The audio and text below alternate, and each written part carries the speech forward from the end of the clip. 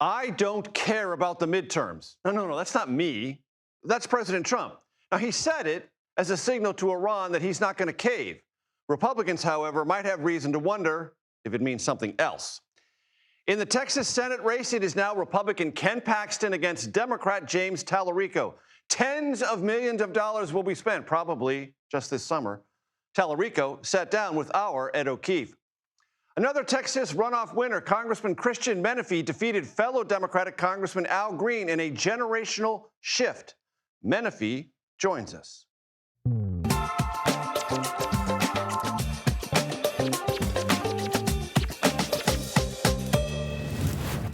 Hello, everyone. I'm Major Garrett in Washington. Welcome to The Takeout. Today is something of a milestone. We launched The Takeout 1 year ago today. Here's the simple truth. Whatever you love and crave about this show is a reflection of my team. Whatever doesn't work or falls short of your expectations, my fault. We have a small, hearty team on The Takeout. We love this hour we spend with you each day, and we strive, to live up to our motto: relentlessly curious, reliably civil, occasionally clever. TV's a funny business. Well, not so much lately, hello, but funny overall. And TV shows age in different ways. The Gregorian calendar, the one we all use, tells us that today our show is 1 year old. But how old is it in terms of episodes? Well, this is our 240th episode. So as an experiment, I wondered, how old would that make us in terms of famous TV shows of the past? Let's start with I Love Lucy, the sitcom that set the standard for cultural influence and huge ratings. That show averaged 32 episodes a season. So in I Love Lucy years, The Takeout is roughly 7.5 years old. How about Seinfeld, another show that defined TV in its era? Seinfeld averaged 23 episodes a season. So in Seinfeld years, who are these people? The Takeout is about 10.5 years old. How about The Sopranos, a great episodic drama that foreshadowed, as we all know, binge watching of the futures? The Sopranos averaged 13 episodes a season. So in Soprano years, The Takeout is 18.5 years old enough to vote and register for selective service. How about The Mandalorian? There's a movie out now with that dude and some Yoda-like sidekick. Hey, apologies to the Church of Star Wars. I'm just riffing here. The Mandalorian series had 8 episodes per season. So in Mandalorian years, The Takeout is 30. Old enough to fret about a mortgage, or why it doesn't have one yet. Whatever our age, The Takeout will remain one thing above all others: young at heart. It will not be discouraged or gloomy about politics, America, or the future. In 1869, Frederick Douglass gave a famous speech, Composite Nation, about what America could be after the savagery of the Civil War and the end of slavery. In it, he talked about the croakers. These are men, he said, quote, who have a taste for funerals, and especially national funerals. They never see the bright side of anything and probably never will. Like the raven in the lines of Edgar Allan Poe, they have learned 2 words, and these are nevermore. You will find no croakers on The Takeout. Whatever our age, we are and will remain feisty and focused on the future, skeptical, but never cynical. On we go. We begin with Nancy Cordes at the White House, where a cabinet meeting occurred and the Iran war conversation had a sort of rinse-repeat cadence. Nancy. Major, we heard a lot about the Iran war from the president today, but it was very difficult to get a handle on where these negotiations stand and when they might wrap up. The president was all over the map. At some points, he said the negotiations were going well. At other points, he said that what they were working on was a good deal, but not a great deal. And if it wasn't a great deal, maybe it wasn't worth it. And he even said at one point, I didn't do this to get a crummy agreement. And so as we move now into the 14th week of this conflict, it is very unclear when the Strait of Hormuz might reopen, when the U.S. and Iran might sign some kind of memorandum of understanding, and what might be in that MOU. For example, President Trump said today, despite widespread reports to the contrary, that any MOU would not involve waiving sanctions on Iran or releasing some of Iran's frozen funds. And so, we left that hour-and-a-half long meeting without a clear picture of where things go from here. though he did insist that Iran really, really wants to sign a deal. Take a listen. Iran is very much intent. They want very much to make a deal. So far, they haven't gotten there. We're not satisfied with it, but we will be. We will be either that or we'll have to just finish the job. But their Navy is gone, as I've said 1,000 times. Their Navy is gone. Their Air Force is gone. Everything's gone, and they're negotiating on fumes. But we'll see what happens. You heard him say there, maybe we just have to finish the job. That was one of several times today, Major, that he implied that he might be ready to go back to war with Iran. Nancy, the president also took a couple of questions about whether or not he feels any midterm political pressure or economic pressure because of the stress of higher gas prices, and he had some very interesting answers. He said he doesn't feel any pressure related to the midterms at all. He says that the Iranians thought that they could wait him out and just drag this out so long that eventually he'd get cold feet, seeing how high gas prices have been week after week, close to $4.50 a gallon, knowing that if gas prices are still that high when we get close to midterm election day in November, that his party could suffer. But the president insisted he doesn't care. Not that he doesn't care about high gas prices, but he doesn't care about them in the context of the election, and that what is most important to him is keeping Iran from getting a nuclear weapon. However, I should point out that based on our own reporting and that of others, this draft agreement that is still being discussed doesn't do much to deal with Iran's nuclear program. That would be left to another round of negotiations. And we shall pay close attention to all of that. Nancy Cordes, as always, thank you so much. Now to Texas and Ken Paxton's massive runoff victory over four-term Republican Senator John Cornyn. Paxton will face Democratic candidate, State Senator James Talarico in the general election. CBS's Ed O'Keefe joins me now from Austin. He spoke with Talarico earlier today. Ed, take it away. Major, good to see you. Happy anniversary. Texas-sized thumping last night by Ken Paxton over John Cornyn now sets him up to face James Talarico, state representative from here in the Austin area, a seminarian who's put those studies on hold to run for the U.S. Senate. And he is already facing a barrage of attacks from Republicans from the White House on down. So we sat down today to talk a little bit about how he's framing the race against State Attorney General Ken Paxton and the issue most important to voters these days, the economy. Take a listen. So they're running a handful of highlights of things you've said in the past, and I wanted to give you an opportunity to respond or clarify. In 2021, in a speech during debate over transgender issues, you said God is non-binary. What did you mean by that? Well, I think I was being intentionally provocative with that statement. But what it means is that God can't be defined by human categories. The Apostle Paul, in his letter to the Galatians, says that in Christ there is neither male nor female. I'm always going to stand up for Texans who are being picked on by the most powerful, most corrupt politicians in the country. And I'm going to continue doing that in this race and hopefully in the U.S. Senate. You call it intentionally provocative. Do you regret describing it that way or talking about God that way? There are some statements that I've made that I certainly regret. There are statements that I've made where I've missed the mark. I'll be the first to admit that. But Ken Paxton is intentionally clipping my cringy comments to distract from his career of corruption. Ken Paxton has a criminal record. I have a legislative record. I've served for 4 terms in the Texas House of Representatives, where I brought Democrats and independents together to actually make progress for people. I brought Republican legislators and Democratic legislators together to cut property taxes, to raise teacher pay, to lower the cost of housing and childcare and prescription drugs. I've passed more than 60 bipartisan bills as a legislator. I've also called out the extremes in both parties, on the left and the right. I have called out Ken Paxton for his blatant corruption, but I also called out President Biden for failing to secure our southern border. And I want to get to the border in a second. Let me run one more by you because, again, the president and other Republicans are already bringing it up. Again, in 2021, while debating a bill that restricted transgender student athletes, you said modern science acknowledges 6 biological variations based on chromosomes to argue that sex is a nuanced spectrum, not a strict binary.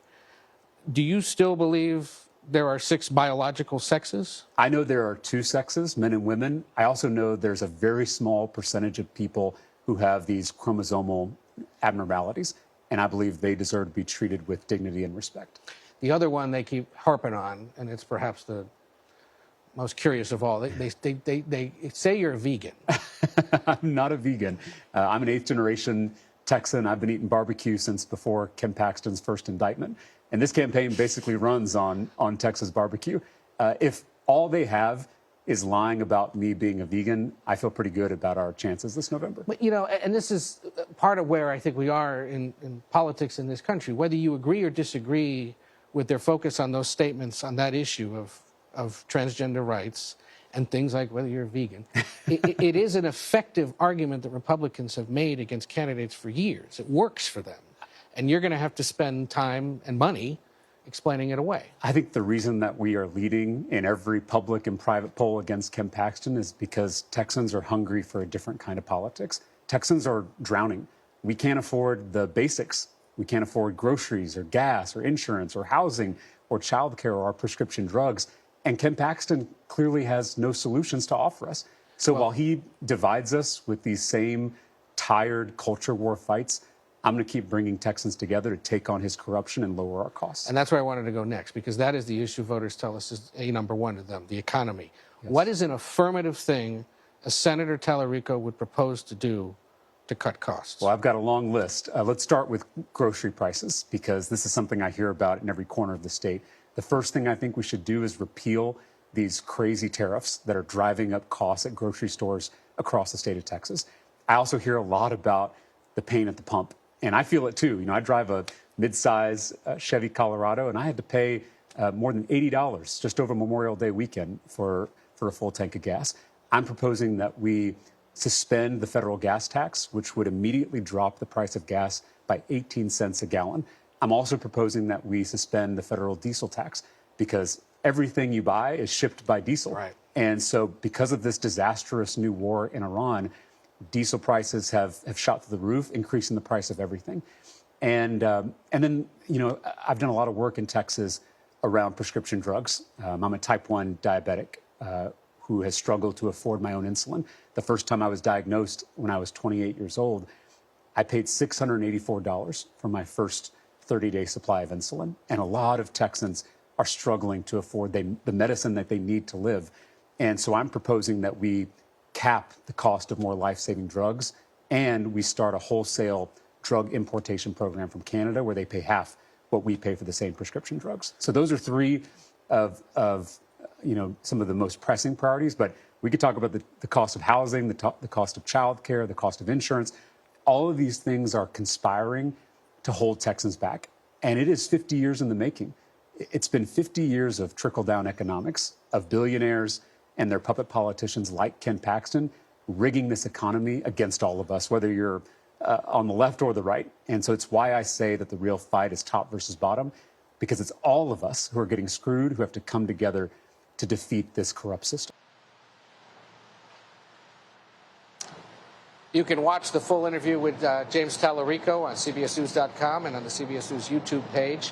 We should point out, Major, we have made several requests for an interview with Ken Paxton, and we look forward to hearing from him at some point here on CBS over the course of the campaign. Hundreds of millions of dollars expected to be spent by both sides on this one, likely to be the most expensive Senate contest ever, and potentially, if it remains competitive, the one that determines which party controls the Senate next year. Major? That's why we're very glad to have you there. Ed O'Keefe, thank you. Texas Democratic Congressman Christian Menefee joins me now after his primary victory over congressional Democrat Al Green. The two faced off because the state's Republicans, the legislature and governor, redrew the state's congressional map at the behest of President Trump, setting off a nationwide chain reaction of redistricting. Congressman, congratulations on your victory. Let me ask you this. As someone who's now defeated Congressman Al Green, who had a long history in Congress, what part of his legacy in politics will you take with you? And what parts, with respect, will you put on the shelf? I'm going to take with me his spirit of protest. Congressman Al Green is an icon, became an institution in the halls of Congress for being willing to speak truth to the powerful directly to their face, including standing up at the State of the Union and letting President Trump know that he does not have a mandate. I spent my time in my previous job as county attorney for the largest county in Texas, fighting back against powerful Republicans like Texas Governor Greg Abbott, Attorney General Ken Paxton, and even the Trump administration itself, and beating them in court to ensure that we have health care, to make sure we have voting rights, and to ensure that every single community has clean air and clean water. I'm going to take that fight with me through the halls of Congress. I have learned a lot from Congressman Green, and I look forward to carrying that legacy forward. And I'm serving alongside him right now, so maybe I'll find something that I decide I want to leave behind. But for now, I'll just say that Congressman Green has been an absolute institution in our communities, and it's going to be an honor to serve after him in the parts of the 18th Congressional District that I don't currently represent. One of the things that Congressman Green is known for here in Washington is filing numerous articles of impeachment against President Trump in his first term and in his second term. Is that something you will do and you ascribe to? If I come for the king, I'm not going to miss. So I plan to be heavily involved in each and every investigation that goes into the Trump administration when Democrats take the House back in November, because I want to be clear, we are going to win the House back in November. And then you're going to see committees like the Oversight Committee, the Judiciary Committee, start to dig into this rank corruption that we've seen from the president enriching himself and his family. And if we have the evidence, then I would be more than willing to move forward with impeachment articles. But as a lawyer, as someone who served as the county attorney in Harris County, who's used to building these cases and beating the powerful in court time and time again, if I come for President Trump, it's because I believe the evidence shows that we have him, and that's when I would file an impeachment resolution. You just name-checked Ken Paxton. He won the Senate Republican primary last night. You have sparred with him legally before. How formidable or not formidable do you consider him as a Texas-wide candidate, as a U.S. Senate representative or nominee for the Republican Party? It's a stain on the state of Texas that Ken Paxton was nominated last night to be the Republican nominee for the United States Senate. This is someone who engaged in rank corruption when he was the Attorney General of the state of Texas, someone who time and time again has been shown that he cannot be trusted by the voters in Texas. And right now we have a strong candidate on the Democratic side, State Representative James Talarico, someone who's going to be leading our party forward across the state. So I look forward to Democrats across the state making the case as to why Ken Paxton should not be the next United States Senator. I certainly don't believe he was a stronger candidate than John Cornyn. It was someone who has enjoyed support from both sides of the aisle, who was able to get stuff done, even with my predecessor, the late Congresswoman Sheila Jackson Lee, when they made Juneteenth a national holiday. You can't say those kinds of things about Ken Paxton, and the voters are going to find out throughout the rest of the year. You know as well as I do that veteran reporters like myself in Washington have been told for many an election cycle, this one will be different in Texas. Told that by Democrats. Countless Democrats have whispered that in my ear, pounded on the table, et cetera, et cetera. I've grown a little weary of that pronouncement. Why should this year be any different? I will tell you, as someone who's relatively new to politics, I have never drank the Kool-Aid. I've never been the Democrat who cycle after cycle is saying, this is the one, this is our go. But if you look at what happened in 2018 with Beto O'Rourke, being able to have the success that he had against Ted Cruz, it's because he built an organic grassroots campaign. But it was also because we had an extremely unpopular President Trump in term one, who was doing all he can to lose the faith of the American people. We have that same president in office now. But the difference is he's engaged in a war that nobody asked for, where U.S. service persons have passed away. He's engaged in a war that has made gasoline more expensive. He's put tariffs unilaterally that have ensured that people's prices of their necessities and groceries are more expensive. The president is incredibly unpopular, and at the same time, we have a candidate in Texas who is grassroots supported, who is supported by independents, who's supported by people all across the political spectrums. And I think this is our year. But we also have a growing bench of Democrats who are going to help turn out the vote across this state. I just finished speaking with the Democratic nominee for Harris County Executive and the Democratic nominee for Fort Bend County Executive. These are two young, dynamic people who are going to turn out folks across their counties to ensure that we flip this state. So yes, this is not the year. I'm not just selling you the Kool-Aid because I typically don't drink it. This is the year where Democrats are going to shake things up in the state of Texas. And with Ken Paxton, you have one of the least popular nominees in recent history. So this is the year to do it. Before I let you go, Congressman Menifee, what effect on the ground do you believe the redistricting effort in Texas will have this cycle? it has had a huge effect already. Folks across our communities were pissed that two leaders were pitted against each other because of the collapsing of Black and brown representation from two districts into one district. I believe that people all throughout the state of Texas are going to rise up and make their voices heard. But it was also what happened in the 18th district, where the governor delayed our election after the passing of the late Congressman Sylvester Turner and made us go nearly a year without a voice in Congress. People are upset, and they lay all of the responsibility at the feet of Texas Governor Greg Abbott. Republicans are going to have to answer for the conduct of President Trump, for the conduct of Governor Greg Abbott, and now for the conduct of their Senate nominee in Ken Paxton. And I think all of that is going to cause us to have record turnout on the Democratic side and see success in November. Congressman Christian Menifee, I appreciate the time. Thank you. Thank you. Still to come on the Takeout, Israel escalates its war against Hezbollah in Lebanon, what it could mean for peace talks in the region. Also, look at how the nation's most historic speeches help tell the story of America. President Obama's former speechwriter and advisor, Ben Rhodes, on his new book and his take on the Trump administration's current strategy versus Iran and its nuclear ambitions. The Takeout returns in 90 seconds.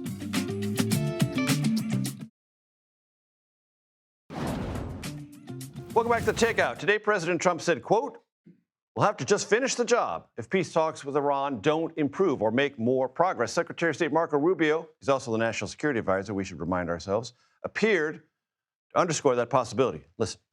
If there's an agreement to be made, we want that to be made. I think there's been some progress and some interest, and we'll see over the next few hours and days whether progress could be made. I just want to remind everybody, Mr. President, you know this well, you have other options available to you if that doesn't work. CBS News national security contributor Joe Zacks joins me now. He's a friend of the program. He's also an adjunct fellow at the Foundation for Defense of Democracy. So, when the Secretary of State and National Security Advisor sitting next to the president says you have other options, we all know what he means. What does that suggest? That negotiations are still the preferred option, or that we could restart all this? So, well, first of all, Major, it's an honor to be on your show on the first anniversary, and thank you for having me on as a guest. So with respect to your question, I think that the preferred option is actually a negotiated settlement. I think the president has communicated that clearly time and again. But he has to keep up the pressure, and I think we saw that over the weekend with the self-defense strikes that CENTCOM conducted against an Iranian regime that was laying mines in the Strait of Hormuz, which is hardly an act of good faith during a period of a ceasefire. But the president has shown tremendous strategic patience. We're now 7 weeks into a 2-week ceasefire. So I think that he wants to continue on that path, but there's a limit. The Strait of Hormuz has to be opened up and unconditionally, no tolls. Even though that means that if it's open and there are no tolls, Iran still makes money from that. But they won't make extra money by tolling the vessels that flow through. Right. I think there's limited possibility that the president politically, and I don't think that's the direction he wants to go, support an Iran and or an Iran-Oman venture to charge tolls through the Strait of Hormuz. So that's number one. And number two is there has to be a satisfactory resolution of the nuclear file. With clear-cut deadlines and enforcement and some resolution of what happens to the highly enriched uranium. Those seem to be key. That's absolutely correct, Major. That's why we went into this venture, and this is the United States' legacy, and it's the president's legacy. And I don't think that this can be resolved satisfactorily for the American public with the United States leaving in a weakened position. And it strikes me that that's not the president's intent. There's a lot of speculation about what is being discussed with respect to this MOU. Some of it is informed speculation. Some of it may be spin that... right. Both sides are kind of spinning. The Iranians are spinning. The Americans are spinning. We still don't know any of the hard details. That's right. And the devil will be in the details. And the Iranian regime, I would say, are devils. And they are very hard negotiators. And so I suspect that we will see a lot more of to and fro before we achieve an actual MOU and/or long-term settlement. Remember, MOU stands for Memorandum of Understanding. Joe Zaks, I appreciate the time as always. Thank you. Coming up, my conversation with Ben Rhodes, former speechwriter and advisor to President Obama, about his new book that looks at 15 speeches that are sort of a through line in American history. He'll explain when we come back. You're watching The Takeout.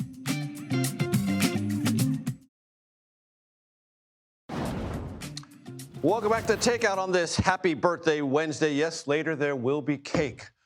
A new book out just yesterday tries to tell the story of America through some very important speeches, but you might not know some of these speeches or the people who gave them. All we say, The Battle for Our American Identity, A History in 15 Speeches, looks at remarks from luminaries such as Benjamin Franklin at the Constitutional Convention all the way until President Trump's second inauguration, and some interesting characters in American history in between.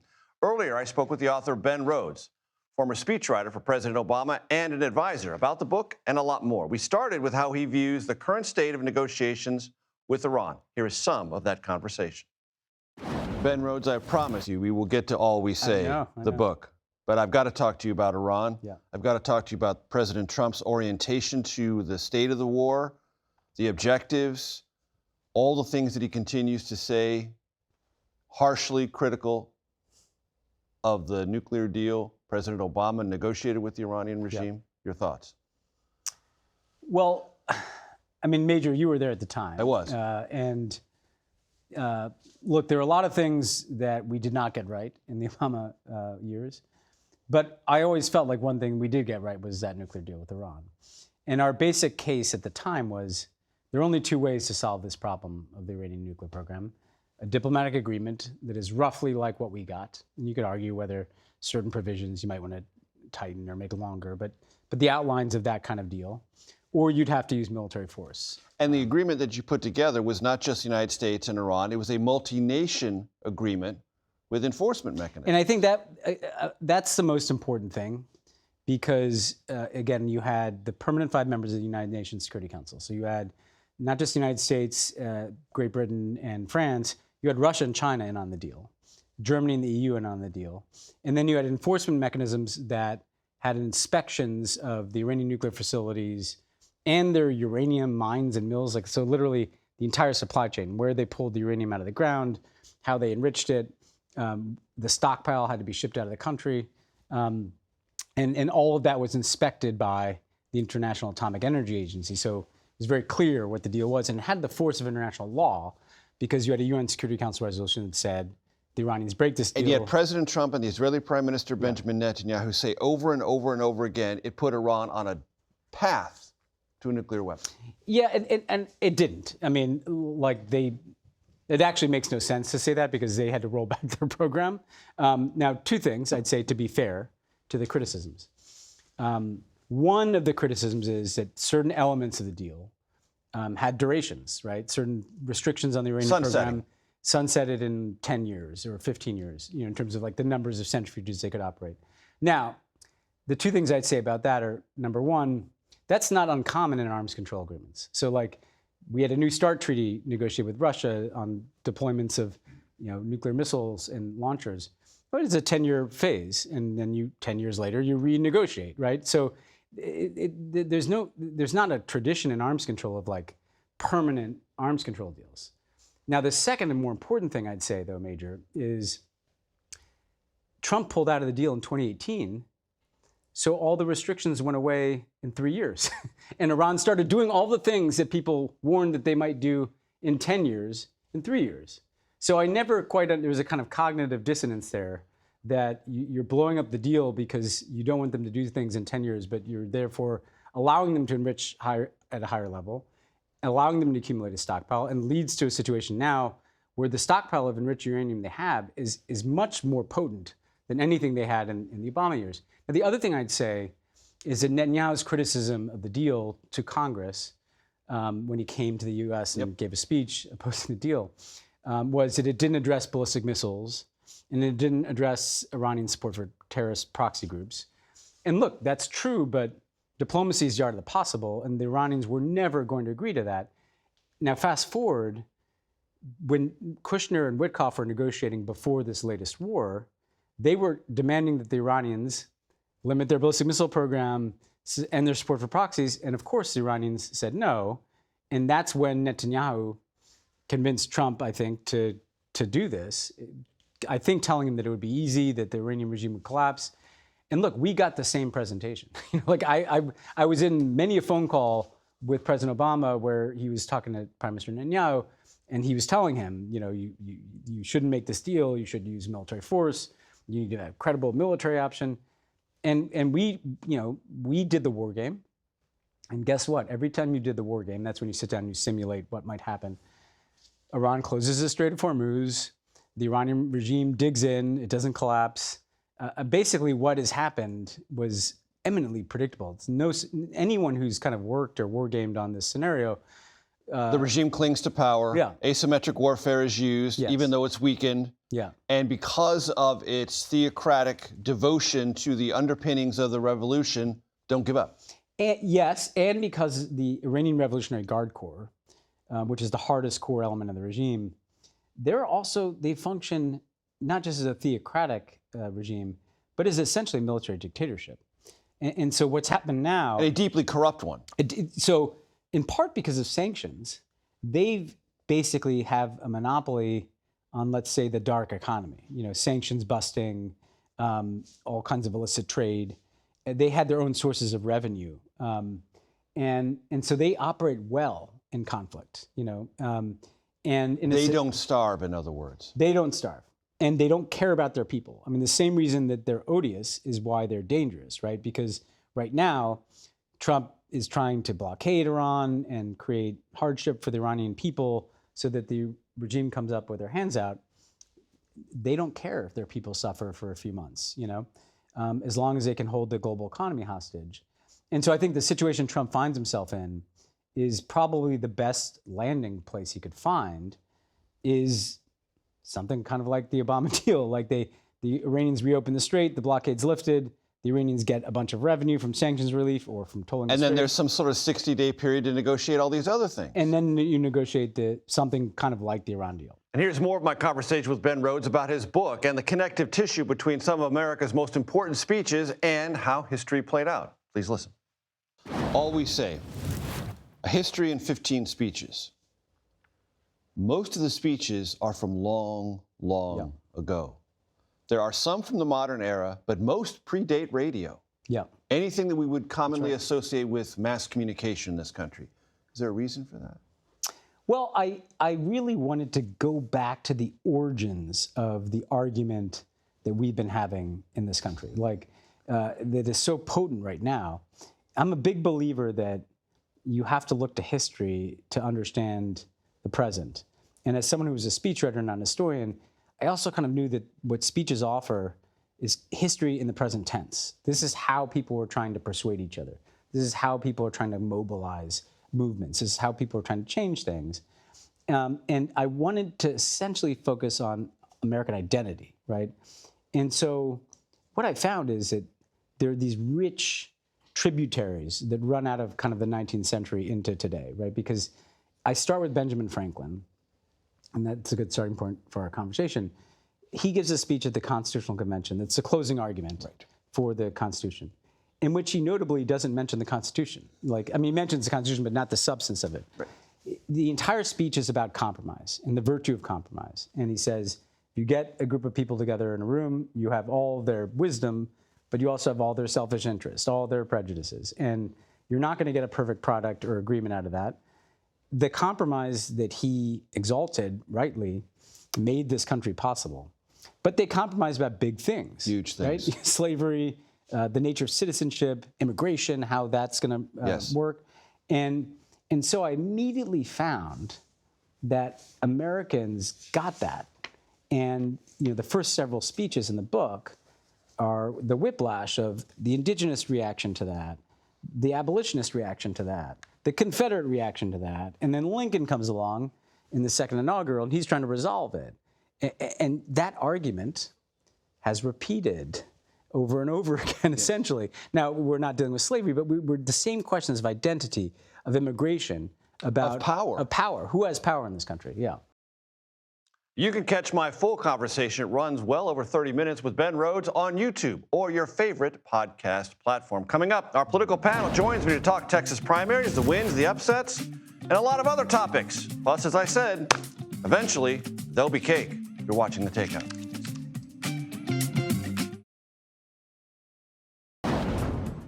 Welcome back to The Takeout, political panel time. 2 segments today. CBS News contributor, Democratic strategist Joel Payne, Republican strategist T.W. Riggi.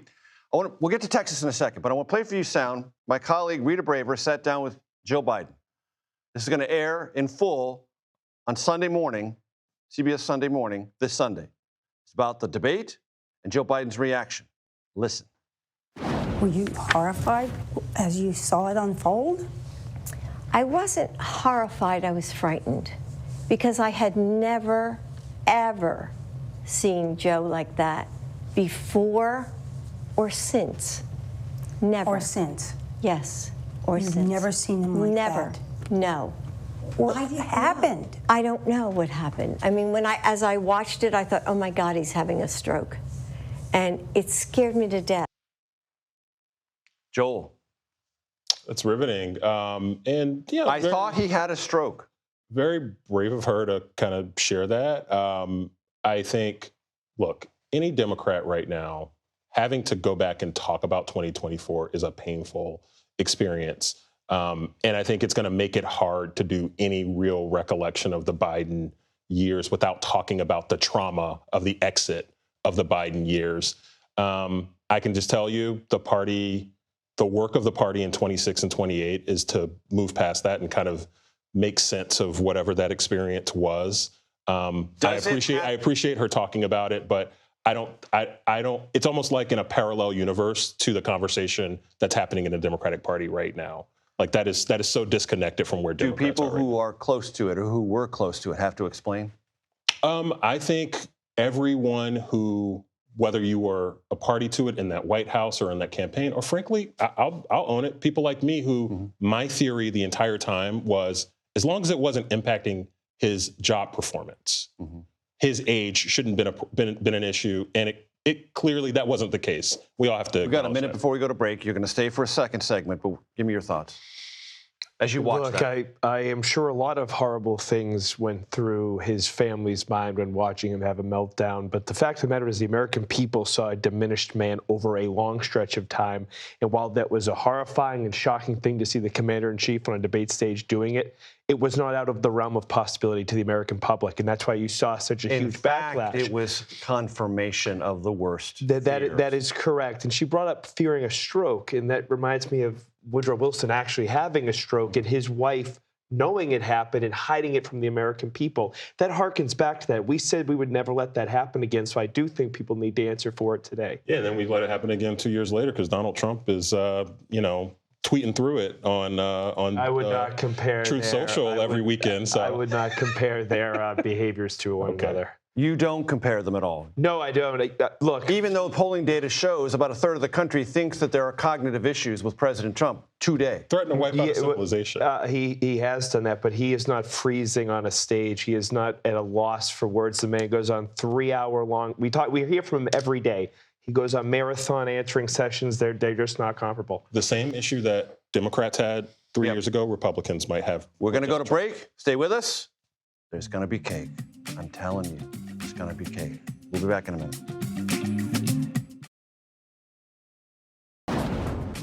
Welcome back to The Takeout. As promised, the cake is here. The cupcakes are here. I'm going to let Nate in New York do all the directing and the camera guys do all the fun stuff they want for the cake and the cupcakes. T.W. Riggi and Joel Payne. Give me your take on Texas really quick. I'm not surprised by the end result. Are you surprised by how big Ken Paxton shellacked John Cornyn? Sure, but as we were sort of saying in the break, sometimes people stay home at the drop of a hat, and I think that's exactly what happened. The Cornyn base, of support, it's over. Trump endorsed him. There's no point. Right. So now is he a compromised, bad, or more difficult nominee for Republicans in this race? Without question. Do I still think he is the favorite to win? Yes, I think it's a lean Republican seat, but it's going to cost 3x the money that it was supposed to. Meaning that's money that's going to go to Texas that could have gone someplace else. Instead of Maine, North Carolina, Ohio, Michigan, Ohio. They're trying to go to work on James Talarico, which tells me that they see the vegan, numbers. transgender, all this stuff. Sure, all of it. And I saw his interview with Ed, which I thought was really great. Listen, I think here's the issue with Talarico. I think he needs to make this a referendum on Ken Paxton and on Donald Trump and all Republicans. This is a referendum on, is James Talarico too woke for Texas? That's not a good place to be. Whatever the answer is, that's not a good conversation to be having. If this is a referendum on Ken Paxton being the most corrupt politician in America, you're in the zone where you can win. How do you assess what the president said today? He was asked, do you feel any political pressure? And he said, I don't care about the midterms. I know why he said that. In the next breath, he said, I don't want Iran to think that they're pressurizing me or I'm going to take a bad deal because of politics. I get that. But still, I don't care about the midterms is not reassuring to rank-and-file Republicans in the House and Senate. You know that as well as I do. No, I agree with you. But it also isn't right for him. He remembers what it was like when the Democrats took over the House, when they took over Congress when he was last in office. He was impeached. It was nonstop investigations. He doesn't want to go through all of that again. So, of course, I think that was a bad slip of the tongue. And yes, I agree. The commander-in-chief doesn't have the luxury always to think about the next election when they're trying to keep America safe, and then I understand that. I've been told in my ear by my most excellent executive producer, Mike Solmson, that I'm supposed to look at the camera and just read the prompter and trust it. So I have no idea what the copy's about to say. I'm reading it blind. I do this sometimes. Apparently, the staff has spent the last few weeks preparing a surprise. So whatever it is, here it is. Hey, Major, Mike Johnson here in the Speaker's office. I just wanted to weigh in and say congratulations on a year for the show. Takeout's a great hit. I've enjoyed being a guest. We got to do it again sometime, my friend. Talk to you soon. Major, congratulations on 1 year of your new show. I'm glad to be part of it. You've created something that's become required watching and listening in Washington, D.C. and beyond. And not just because people are hoping you'll hand them one of those famous ties from the studio rack. At this point, showing up on your podcast feels a lot like a policy discussion mixed with a surprise trip to a haberdashery. Shout out to my friend Major Garrett and a hearty congratulations to him, to the whole Takeout team for your 1 year anniversary of bringing fair and balanced news to the American people. Hey Major, you know it all started in Amarillo, Texas, so don't forget those roots. God bless and go West Texas. Happy first year of the Takeout, Major. Keep asking the tough questions. Our democracy depends on it. You know, when people tune into the Takeout, they know what they are watching. They're watching a show that takes the facts seriously and presents them in a non-ideological way, whether it's a discussion of sports, economics, pop, or culture. Congratulations belongs to you. Major congratulations on the first anniversary of the Takeout. I'm so honored to be part of that first year and wish you all the best for the year ahead. I remember the first time I joined you on your show, The Takeout, on CBS. Time flies. It was a great conversation, and I knew right away I wanted to come back. I wish you and your show's team a happy first anniversary. I look forward to being on again soon.